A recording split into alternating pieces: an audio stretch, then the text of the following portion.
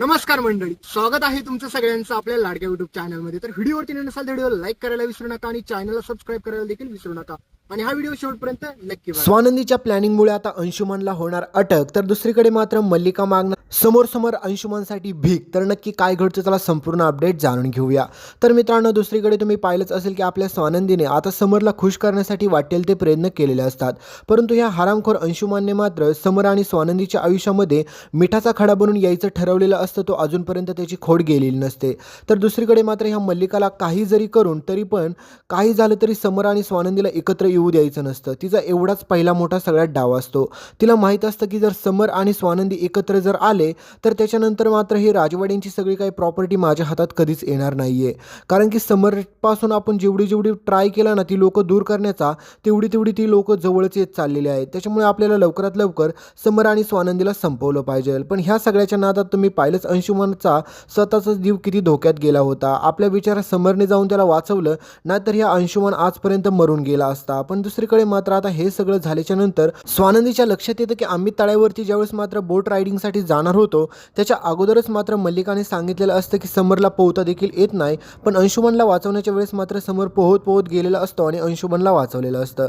तर हे सगळं स्वानंदीच्या लक्षात आल्याच्या नंतर स्वानंदी मल्लिकाला बोलते देखील, पण मल्लिका म्हणते की मला नव्हतं माहीत की समरला पोहता येतं, कारण की तुम्हाला माहीत नसेल मित्रांनो की याच्या अगोदर मात्र समरच्या आईबाबांना मारलेलं असतं ह्या मल्लिकानेच, आणि हा सगळ्यात मोठा भूतकाळ आहे तो आता लवकरच पुढे समोर येईल। पण त्याच्या अगोदर ह्या अंशुमनला अटक कशी होती ती जाणून घेऊया।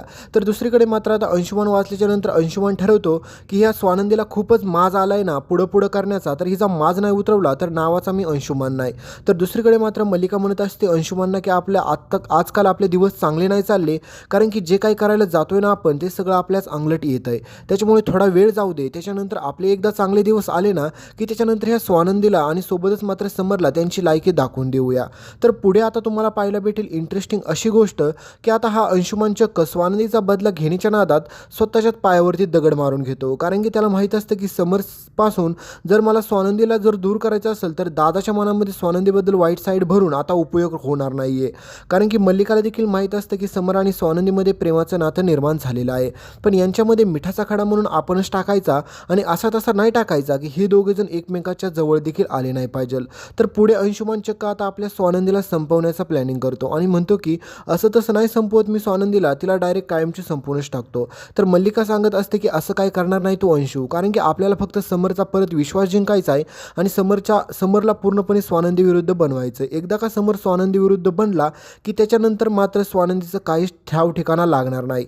स्वानंदी एकटी पडली की त्याच्यानंतर स्वानंदी स्वतःहूनच हे आपली एवढी सगळी राजवाड्यांची प्रॉपर्टी सोडून घराच्या बाहेर चालते होईल। तर आता ह्या अंशुमनचं परत समरच्या पाठीमागून नवीन कांड आणि कारस्थान चालू होतं, तर हे सगळं मात्र स्वानंदी आता बाहेर काढणार आहे आणि त्याच्यानंतर मात्र आता समर ह्या अंशुमनला शिक्षा साधीसुधी देत नाही, तर ह्याला चक्क आता पोलिसांच्या ताब्यात पोलिसांच्या बेड्या आणि जेलची हवा कायला पाठवणार आहे।